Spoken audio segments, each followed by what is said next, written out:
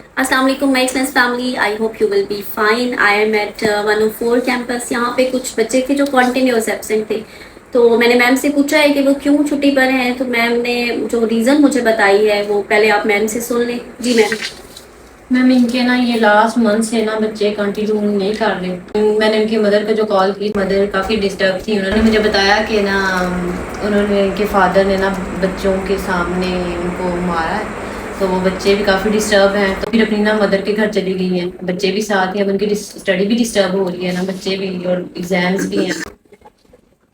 जी आप देखिए, मेरे तो सुनकर ही रोंगटे खड़े हो गए हैं कि एक तो मदर को मारा है और दूसरा बच्चों के सामने मारा है। तो इससे बड़ा अलमिया हमारी सोसाइटी का कोई नहीं है।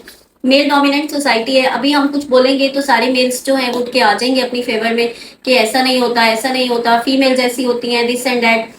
तो भाई जो कुछ भी आप बाहर करते हैं, औरत जो है वो एक बड़ी मासूम सी मखलूक होती है जो कि घर बैठी होती है, इनोसेंट होती है, उसको बाहर का कुछ पता नहीं होता।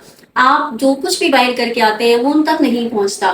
तो कैसे पहुंचता है? आप पहुंचाते हैं। क्योंकि आप साइड इफेक्ट्स उसके सारे घर आके शो करते हैं। बाहर आप जो कुछ भी करके आते हैं उसके इफेक्ट्स घर पे नहीं होने चाहिए। कि आप वो सारा ग्रज, सारा गुस्सा आके अपनी वाइफ पे निकालते हैं और एक ऐसी मखलूक पे निकालते हैं जो कि ना आगे से हाथ उठा सकती है, ना आपको कुछ कह सकती है।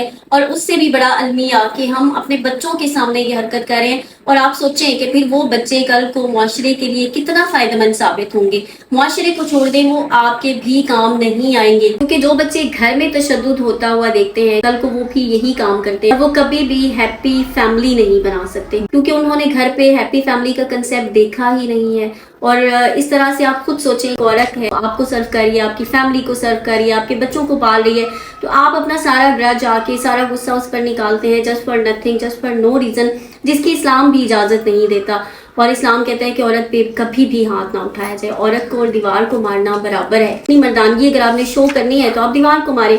आपका हाथ हर्ट होगा तो आपको अंदाजा होगा कि मारना जो है वो कितनी गलत बात है। तो जब आप बच्चों के सामने हाथ उठाते हैं तो एक्चुअली आप अपनी इंसल्ट कर रहे होते हैं, आप अपनी इज्जत कम कर रहे होते हैं, क्योंकि बच्चे हमेशा माँ के होते हैं। उनको जो मोहब्बत माँ के साथ है, जो रिलेशन माँ के साथ है, वो कभी भी किसी और के साथ नहीं हो सकती। तो अल्टीमेटली आप उनको अपना दुश्मन बना रहे होते हैं। एक वक्त आता है कि यही बच्चे फिर बाप के आगे खड़े हो जाते हैं। एट टाइम्स मैंने देखा है कि बच्चे बाप का हाथ पकड़ लेते हैं। समटाइम मैंने देखा है कि वो जायदाद की वजह से, किसी और वजह से बाप के अगेंस्ट हो जाते हैं। तो रीज़न क्या होती है कि कहीं बचपन में इस तरह के वाक़यात की वजह से उनके दिलों में नफरत पैदा हो जाती है अपने फादर के लिए। फिर आप ये सोचें कि आपके बच्चों का एक घर है प्रॉपर, जहाँ वो अपनी मदर के साथ, आपके साथ एज अ फैमिली रहते हैं। एट वंस आप उनकी मदर को जो है अब्यूज़ करते हैं, फिजिकल अब्यूज़ करते हैं, जो भी करते हैं, तो उसके पास वाहिद रास्ता होता है कि वो वापस अपने पेरेंट्स के घर जाए।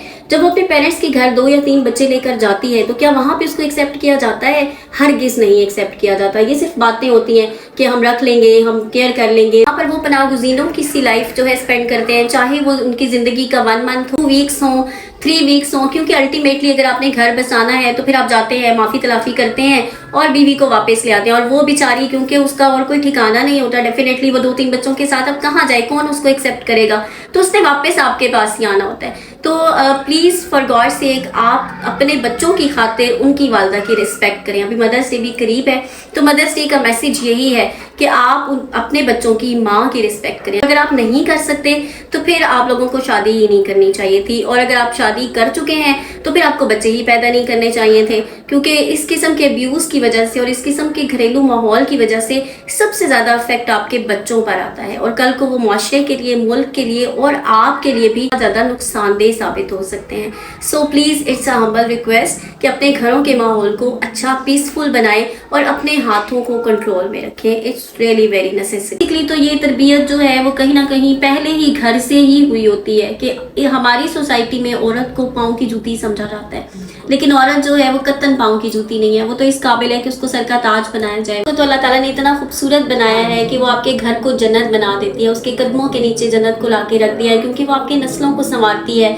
उसकी अहमियत इतनी ज़्यादा है कि अगर आप नमाज पढ़ रहे हैं तब भी माँ अगर आवाज़ देती है तो आप उसकी बात ज़रूर सुने, क्योंकि उसकी अहमियत और उसकी इम्पोर्टेंस बहुत ज़्यादा है। और जब नबी सल्लल्लाहु अलैहि वसल्लम से माँ की अज़मत के बारे में सवाल पूछा गया تو آپ نے 3 بار ماں کا حق بتایا اور چوتھی دفعہ آپ نے کہا کہ تم پر تمہارے باپ کا بھی حق ہے، یعنی ماں کا حق 3 دفعہ مقدم ہے۔ آپ صرف اپنے گھر میں بیٹھی ہوئی اس عورت کو صرف اپنے بچوں کی ماں سمجھ کر ہی رسپیکٹ دیا کریں، رسپیکٹ کے بغیر آپ کا کوئی بھی ریلیشن شپ نہیں چل سکتا۔ یہ سوسائٹی کا المیہ ہے، ایکچولی سوسائٹی میں ہی ہمارے میلز کی تربیت اس طرح سے کر دی ہوئی ہے کہ عورت کو کچھ نہیں سمجھنا، اور آئی تھنک یہ گھروں سے ماؤں کا ہی کام ہے۔ تو جو اس دور کی مائیں ہیں یہ ان کی رسپانسبلٹی ہے کہ اپنے بیٹوں کی تربیت کریں۔ اپنی بیٹی کی اچھی تربیت کی ضرورت ہے، اس سے کہیں زیادہ بیٹے کی اچھی تربیت کی ضرورت ہے، کیونکہ گھر کا سربراہ آپ کا بیٹا ہوگا، بیٹی نہیں۔ بیٹی نے اس کے انڈر ہی چلنا ہے، گھر کا نظام مرد سے ہی چلتا ہے، تو مرد کا سلجھا ہوا تربیت یافتہ ہونا بہت ضروری ہے۔ تو سارے میلز اس چیز کو انڈرسٹینڈ کریں کہ وہ بندی جس کو آپ نے گھر میں رکھا ہوا ہے، اگر آپ اس سے ناخوش ہیں تو خدا را اسے گھر میں ہی نہ رکھیں، اس کے ساتھ آپ راستہ علیحدہ کر لیں، اس کو اس کے راستے چھوڑ دیں اور آپ اپنے راستے پر چلیں۔ لیکن اگر آپ نے اس کو اپنے گھر پہ رکھا ہوا ہے تو پھر اچھے طریقے سے رکھیں، پھر اس طرح سے رکھیں جس طرح سے اس کو رکھنے کا حق ہے۔ اور یاد رکھیں دنیا مکافات عمل ہے، آپ اس بات پہ ججمنٹل مت ہوئیے گا، لیکن میں نے دیکھا ہے کہ جب آپ کسی کے ساتھ اس طرح کا ٹارچر یا اس طرح کا بیہیویئر رکھتے ہیں تو کہیں نہ کہیں وہ پلٹ کر آپ کے پاس ضرور آتا ہے۔ اس دا لا آف یونیورس، اور اللہ تعالیٰ کا بھی وعدہ ہے کہ جو ظلم کرتا ہے اس کو اس کا پورا بدلہ دیا جاتا ہے۔ نبی صلی اللہ علیہ وآلہ وسلم نے بھی فرمایا کہ عورتوں کے معاملے میں اللہ سے ڈرو، اور ایک بار نہیں کئی بار فرمایا۔ کہ آخری خطبے کے جو الفاظ تھے وہ بھی یہی تھے کہ عورتوں کے معاملے میں اللہ تعالیٰ سے ڈرو۔ تو آپ سے گزارش ہے کہ عورتوں کے معاملے میں اللہ تعالیٰ سے ڈریں اور اپنے بچوں کی ماؤں کی رسپیکٹ کریں، ان کو ویلیو دیں، ان کی قدر کریں، ادروائز کل کو آپ بھی معاشرے میں، اپنے بچوں کی نظروں میں اور اپنی فیملی میں اپنی قدر کھو بیٹھیں گے۔